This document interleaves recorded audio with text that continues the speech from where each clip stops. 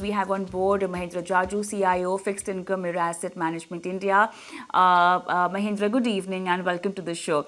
So, before I get into the debate of whether to lock in your money in a long or a short-term duration debt fund, I want to ask you: do you, in the current scenario, see the interest rate hike cycle coming to an end, or if not to an end, a slower pace? So we have already seen the interest rate cycle pace getting slower. In the last month, both the Fed and the Reserve Bank had slowed down the pace of the rate hike. Fed came down from 75 to 50, and as we know, RBI came down from 50 to 35. Our expectation is that the inflation will continue to ease in the coming months.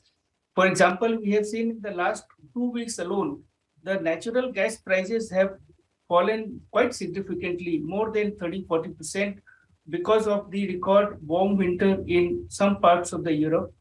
And the oil prices again have continued to hover at around $80. So both key inflation drivers are beginning to stabilize, and the COVID scare, which would have again disrupted the supply chains, has not really come alive as yet. So if the inflation continues to slow down, I think there is a case for the central banks to come into the pause mode by the second quarter of the calendar 2023. All right. So, do you think, even though we are seeing that the interest rate have actually peaked out, we are in a comfortable position if we look at growth and the inflation numbers? I think for India, the growth numbers are not very exciting. There is room for growth to pick up further, especially between March, June to September. We have seen the consumption spending slow down, and so we have seen in the case of fresh capex. The inflation situation also is on the edge.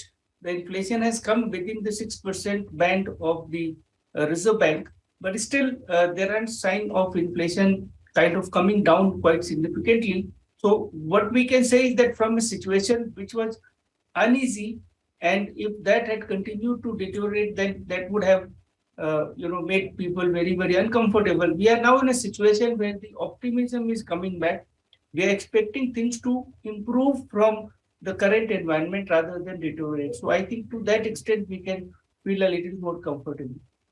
We'll get into it in more detail in the later part of the conversation. But now I really want to focus on the fund manager strategies when it comes to dynamic bond funds. Now, in November, nearly half of the dynamic bond fund schemes raised the allocation to medium to long-term duration papers, Mahendra. Now, what, according to you, could be the reasons? What are the factors that the fund manager fraternity is actually looking at for such a move?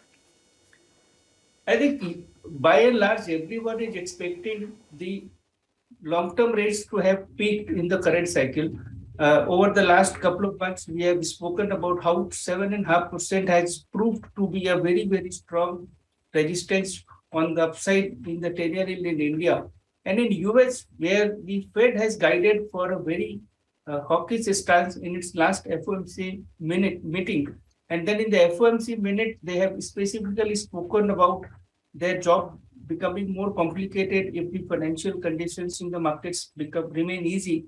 The 10-year yield has fallen by almost 30 basis points in the last 2 days alone after the Fed meeting has come out because of the weaker PMI data. So in the global environment, the long-term yields are refusing to go up in spite of every hawkish guidance by the central banks. The yield curves are deeply inverted. In US, for example, the 2-year yields are significantly higher than the 10-year yield. In India also, the yield curve is very flat. There are clear signs of inflation having peaked, even though it may not come down very quickly, but the inflation clearly has peaked. All the factors which were contributing to inflation have begun to moderate. Therefore, I think it is natural for the bond fund managers to extend the duration somewhat, because you have no immediate expectations of the rate coming down. But if the rates stop going up, then you start to tank up on duration. What, according to you, should be an investor's strategy, and how does medium to long-term duration help investors? So let's say if the yield curve is very flat, then there isn't too much arbitrage between carry. So in the last year, we had a situation where the short-term rates were extremely low. The 3 to 5 year part of the curve was pretty steep, and then the curve was flat. Now we have the 1 year bank CD rates, let's say at somewhere in the 770, 75 band, and then you have 10-year yield somewhere around 735. So the yield curve is very flat. People are expecting the interest rates to have peaked. There isn't any immediate hope for the rates to come down. So people want to maximize their carry yield, yield from the portfolio, and then people want to have a protection in case the interest rates begin to move up. For example, specifically to India, there could be concerns in the market, or at least there is some sort of uncertainty as we approach the budget week, because even if the fiscal deficit as a percentage to GDP is reduced in the next budget, the absolute borrowing number may still go up. We are in an environment where the credit is picking up at a rate faster than the deposit growth. Therefore, there is going to be some sort of pressure on the bond yields, maybe just on account of the higher or fresh supplies into the new year. So, uh, people would want some protection against that. So people want to go selectively into medium and long duration funds to maximize their yield. But at this point, we are still not getting a very clear sign of whether the yields are going to come down. Therefore, a lot of money is getting shifted to the target maturity funds, where if the yields go up, then there is a kind of protection if the person or the investor continues to hold till maturity. So at this point, what we see from the industry data is that the target maturity funds of 5 to 10 year bucket, or 5 to 10 maturity, is getting a little ahead before, a preference in terms of allocation before the medium and long duration fund, for which in the next couple of months a stronger environment may emerge if the inflation does indeed come down. Right. But Mahendra, don't you think now, if we look at the scenario, the overall credit growth and the fiscal deficit remains elevated, which means the government and private sector would need resources, and this will maintain pressure on short-term rates, making them more attractive. Do you still think that if one wants to really park in money, so short to medium-term papers are something that they can look at for a shorter-term duration? Should one really go for it?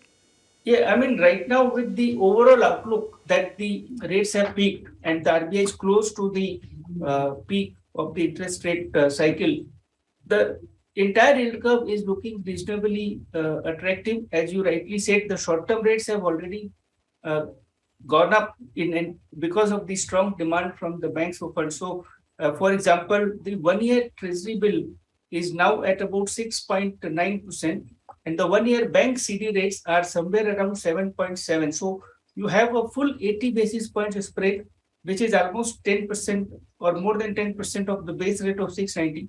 So we have not had this kind of a spread in the last 3 years since the RBI started injecting liquidity post-COVID. So these spreads have become attractive now. They are in a value zone. So right from the short end of the yield curve to the long end of the yield curve, the curve looks very, very fairly valued.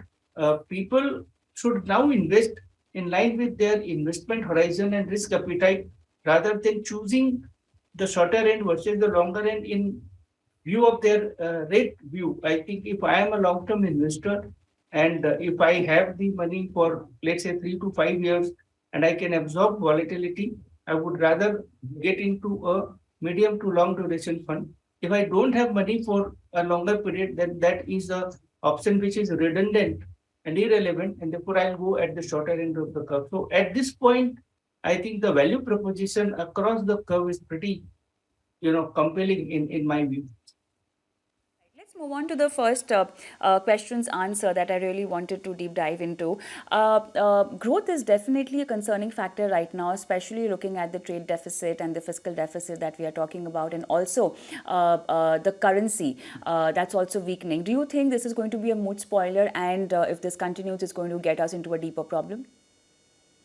So growth is a concern, and which is why, look, if the inflation continues to be high, then the growth has to take a back seat, because inflation can then spiral into other challenges. So we had a situation where the growth was very badly affected because of the COVID lockdowns and the inflation was low. And then we had a situation in the last 1 year where the inflation was just spiraling up and the growth was also good.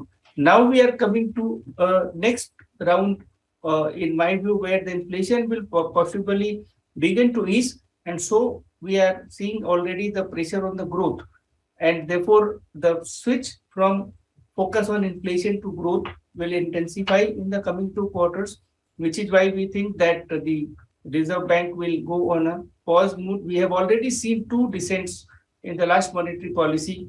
One descent was for not hiking the rates by 35 basis points, but by a lower margin. And the other dissent was for shifting the stance to neutral or maybe hawkish. We don't know what exactly it was, but to give a more clearer communication to the market that maybe we are closer to the peak of the rate cycle. So the growth is going to draw more attention once the inflation makes space for the policymakers for that.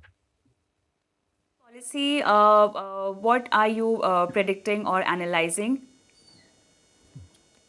I am clearly expecting the inflation to begin to ease because look, I mean, if you look at the numbers are very, very encouraging. So as I mentioned, look at the natural gas price, which was supposed to be the biggest source of concern between Europe and Russia. And at the middle of January, if we were talking in September or in June of 2022, one would have expected a full-blown crisis right now.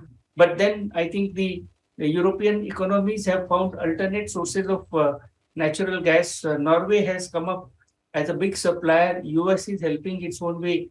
What matters is that the natural gas prices are now lower than what they were 1 year back. Same is the case with the crude oil prices, wheat, aluminium, still any commodity you look at. So the uh, contributing factors to inflation have eased. Therefore, inflation should begin to come down. Now, it is not that the inflation will crash to the target, crash to target below the central banks have. And the other point is that even if the inflation comes down, central banks will still be a little guarded because they got it right. They got it completely wrong last year.